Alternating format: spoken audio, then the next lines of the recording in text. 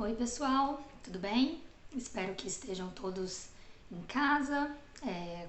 Sei que não é fácil, né, esse período de isolamento, mas é necessário e por isso nós estamos gravando essas videoaulas para vocês não ficarem atrasados no conteúdo e a gente também não deixar as coisas esfriarem na cabeça, né?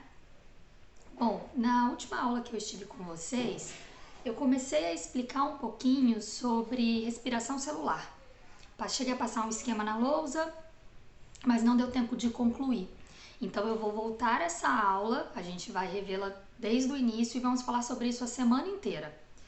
Para isso, eu vou abrir aqui no computador, no plural, a apostila de vocês. Mas quem quiser acompanhar pela apostila física também não tem problema, tá? Então eu estou no setor B, na aula 5 sobre respiração celular, é a página 176 da apostila capa 2. Bom, iniciando essa aula de respiração celular, vocês vão ver aí a definição que diz o seguinte: é a degradação da glicose em condição aeróbica com obtenção de energia. Então vamos desmembrar essa frase. Degradação da glicose. A glicose, que é um monossacarídeo, é um carboidrato monossacarídeo altamente energético. Essa glicose, ela é obtida através da fotossíntese. Então, as plantas, né, que têm a capacidade de fazer fotossíntese, utilizam a energia solar, a água e o gás carbônico e convertem tudo isso em glicose e oxigênio. A gente adquire essa glicose por meio da cadeia alimentar. Então, quando a gente se alimenta ou de uma planta ou de outros animais, essa glicose chega até nós. Cadeia alimentar, vocês já conhecem.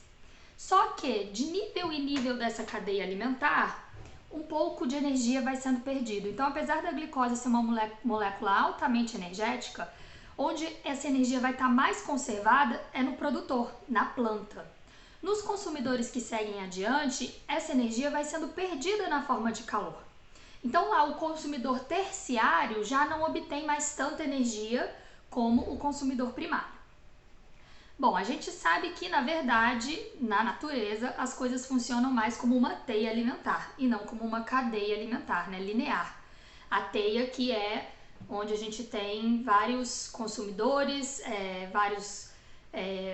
consumidor primário que se alimenta do produtor, consumidor terciário que se alimenta de um consumidor primário e de um consumidor secundário. A teia é mais bagunçada, né? Mas é assim na natureza.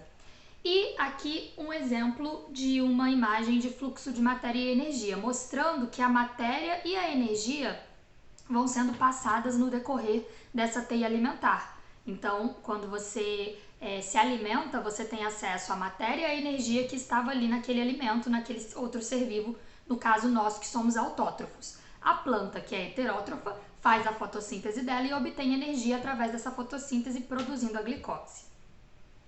Bom, para falar então sobre respiração celular, era importante trazer para vocês esse conteúdo de glicose.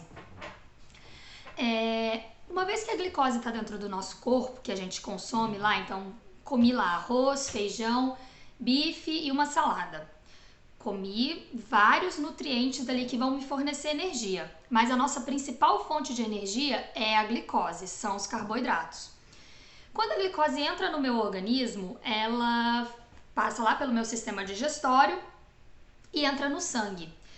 Essa glicose tem que chegar dentro das células, para as células conseguirem quebrar essa glicose e transformá-la em ATP, que é a nossa molécula energética, nossa moeda de energia. Para isso, ocorre a ação da insulina, que é um hormônio que vai fazer com que essa glicose que está no sangue entre na célula. Beleza, a glicose entrou na célula. Quando a glicose entra na célula, a primeira etapa que ocorre é a glicólise. Lise, quebra. Então, glicólise, quebra da glicose. A glicólise acontece no citoplasma. Então, a glicose ainda está no citoplasma quando ela se quebra pela primeira vez. E a glicólise é a transformação da molécula de glicose em duas moléculas de piruvato. Se vocês observarem, a glicose tem 6 carbonos e ela é quebrada em 2 moléculas de 3 carbonos. Essa quebra gera 2 NADH. Já vou explicar para vocês o que é isso. Mas em compensação, essa quebra utiliza 2 ATPs. Para ficar mais fácil de entender, tem essa imagem aqui. Então, eu tenho a glicose, formada por 6 carbonos, 12 hidrogênios e 6 oxigênios, sendo transformada em 2 moléculas de piruvato, com a eliminação de hidrogênios, que serão capturados pelo NAD, que eu falei que vou explicar melhor para vocês. Aqui o esquema completo. Então, a glicose ela entra na nossa célula. Primeiro, eu quebro uma molécula de ATP, eu preciso dessa energia para continuar o processo. Então, a glicose vira glicose fosfato, que é o P que saiu aqui do ATP e veio para cá. ATP significa adenosina trifosfato, então ela se torna adenosina difosfato. Ela passa a ter só 2 fosfatos, porque esse fosfato veio para a molécula de glicose.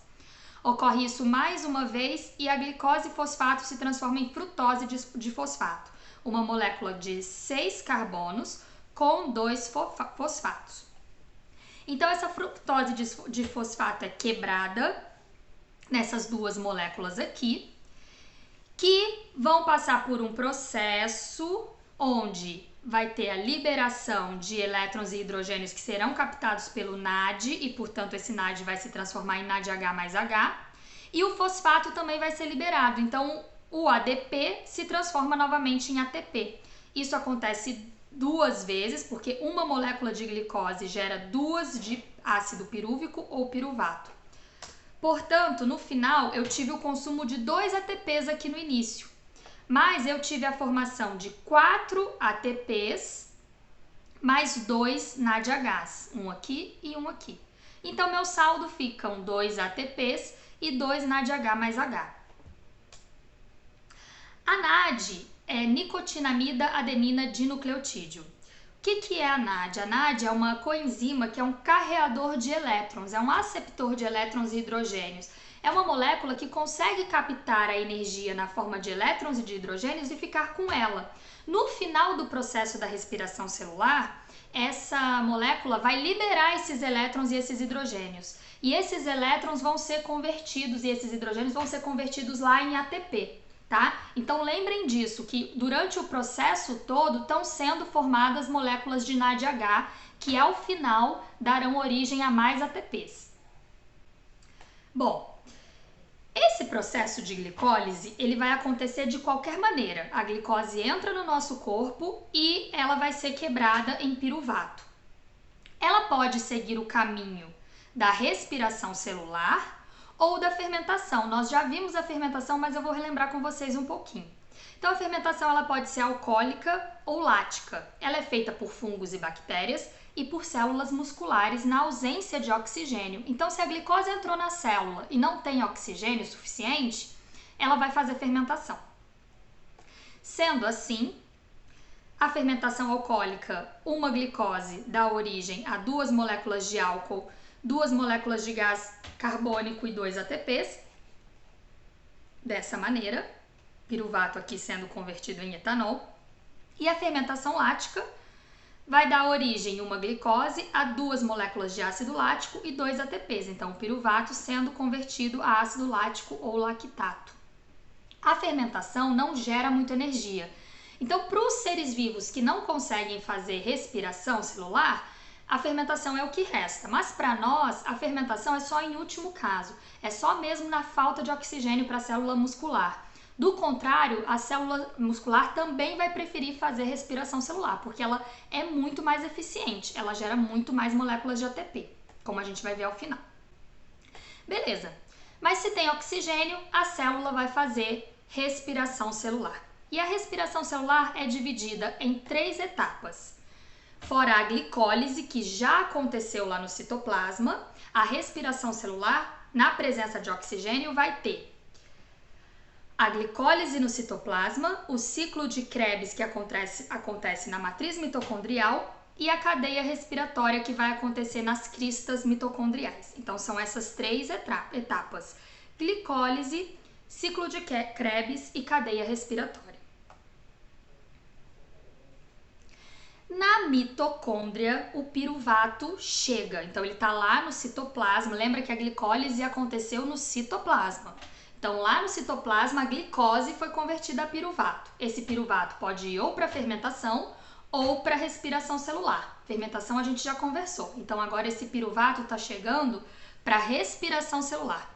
Enquanto ele atravessa as membranas da mitocôndria, ele vai ser convertido em acetil-CoA. Então, o ácido pirúvico, que tem 3 carbonos, perde um de seus carbonos na forma de gás carbônico, ganha um pedacinho que se chama coenzima A e se transforma na molécula acetil-CoA, que tem 2 carbonos.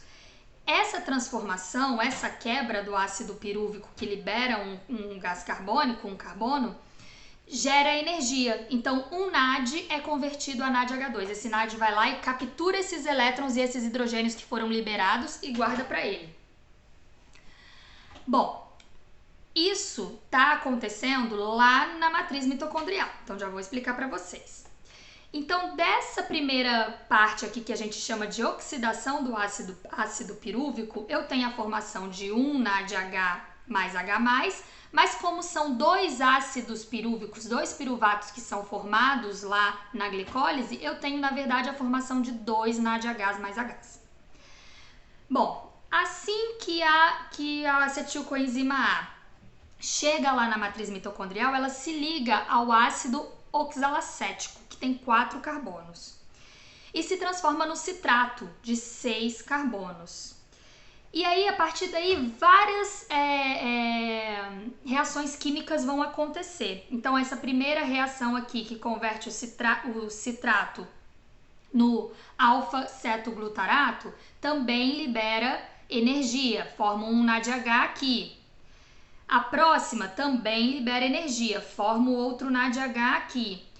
Na próxima, eu tenho a formação de ATP. E depois, eu já perdi 2 carbonos, então aquela primeira molécula que tinha 6 carbonos já se transformou em uma molécula de 4 carbonos. Eu tenho aqui a formação do FADH2, que também é um aceptor de elétrons e hidrogênios, tá? Igual o NAD, é a mesma coisa. Só que ele vai formar menos ATPs do que o NAD. O NAD consegue formar mais ATPs, mas é só essa a diferença. E aí, essa transformação vai ocorrendo novamente até chegar de novo no ácido oxalacético. Aí, se entrar novamente outra acetil-CoA, esse ácido oxalacético se une novamente com esse acetil-CoA e o ciclo recomeça novamente. Esse ciclo, toda vez que eu quebro uma glicose, esse ciclo acontece 2 vezes, porque uma glicose dá origem a 2 piruvatos. Então, o primeiro piruvato entra, se transforma em acetil-CoA e passa pelo ciclo. O segundo piruvato entra, se transforma em acetil-CoA e passa pelo ciclo. Então, ele vai acontecer 2 vezes. Por isso que, no final do processo, eu vou ter a formação de 3 NADHs mais H+, um aqui e um aqui, um FADH2 aqui e um ATP aqui. Como ele acontece 2 vezes, esse ciclo, eu vou ter a formação, na verdade, de 6 NADHs mais Hs, 2 FADH2 e 2 ATPs. Lembrando que esse ciclo está acontecendo aqui dentro da matriz mitocondrial, nesse meinho aqui, tá? Dentro da matriz mitocondrial. É muito importante vocês saberem onde os processos estão acontecendo. A glicólise acontece no citoplasma. O ciclo de Krebs acontece na matriz. E a próxima etapa vai acontecer na crista mitocondrial, que é essa partezinha aqui, ó. Essa curvinha, tá? Isso aqui é a crista mitocondrial. Qual é o próximo processo? O próximo processo é o que a gente chama de cadeia respiratória. É um processo bem complexo. Então, eu vou fazer o seguinte, eu vou encerrar essa aula aqui para vocês assimilarem bem o conteúdo. Vou fazer uma revisãozinha aqui agora. E a próxima aula eu gravo falando da cadeia respiratória, que é a última etapa da respiração celular. Então, vamos revisar rapidinho aqui tudo que eu falei? Bom, nós precisamos de glicose para fazer todo o nosso metabolismo, porque é a glicose que vai dar origem ao ATP que a gente usa para qualquer atividade, inclusive dormindo, a gente precisa de ATP. Claro que num nível bem mais baixo do que fazendo qualquer outra atividade, mas a gente precisa de ATP para o coração bater, para a respiração continuar, enfim, para tudo. Então, a glicose ela vem através da alimentação. Né? Os produtores conseguem, através da fotossíntese, produzir essa glicose. Então, a maioria da glicose que a gente consome vem através disso. E a gente, participando da cadeia alimentar, se alimentando de outros seres vivos, temos acesso a essa glicose. Uma vez que a glicose entra no corpo, ela chega na célula e na célula ela vai ser quebrada em piruvato. Esse processo se chama glicólise e acontece no citoplasma. A glicólise transforma a molécula de glicose em 2 moléculas de piruvato. Essa transformação consome ATP, consome 2 ATPs e produz 4 ATPs. Por isso eu digo que no final somente 2 ATPs são produzidos, porque se produz 4, mas consome 2, meu saldo são 2 ATPs. E além disso também há a produção de 2 NADH mais Hs. NADH, que é aquela molécula que consegue capturar a energia e guardar. Quando a glicose é transformada em piruvato, esse piruvato pode seguir o caminho da fermentação ou seguir o caminho da respiração celular. Se não tem oxigênio, ele vai seguir o caminho da fermentação. Dentro do nosso corpo, as únicas células que têm capacidade de fazer fermentação são as células musculares, tá? Nenhuma mais. Mas fungos e bactérias também fazem fermentação, que a gente inclusive utiliza no nosso dia a dia, o produto dessas fermentações que a gente falou. As bebidas alcoólicas, pães, bolos, queijos, né? São produtos de fermentação. Existe a fermentação alcoólica e a fermentação lática. Já falamos sobre elas, então eu vou passar batido aqui. Na presença de oxigênio, as minhas células musculares e todas as outras vão preferir fazer a respiração celular, que consiste em o piruvato entrar na mitocôndria e passar por diversos processos que vão gerar energia. Então eu falo que a respiração celular é dividida em 3 fases: glicólise, que acontece no citoplasma, ciclo de Krebs, que acontece na matriz mitocondrial, e cadeia respiratória, que acontece na crista mitocondrial.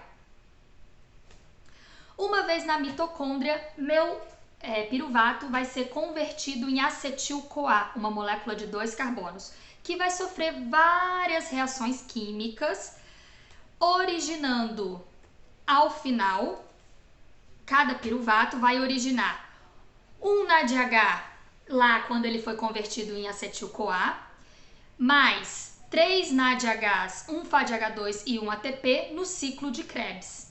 Então, no final, eu tenho 6 NADHs mais Hs, 2 FADH2 e 2 ATPs do ciclo de Krebs e 2 NADH mais H+, da conversão do ácido pirúvico em acetil-CoA. Isso tudo está acontecendo na matriz mitocondrial.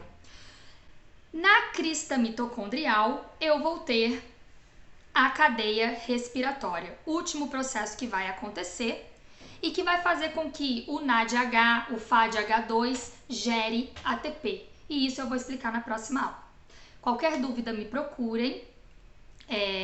Vocês têm esse conteúdo na apostila de vocês, no livro-texto e na internet também tem bastante coisa. Se ficarem em dúvida em relação à fonte, podem me mandar para eu dar uma conferida se está tudo certinho, tudo ok, se é uma fonte confiável, tá bom?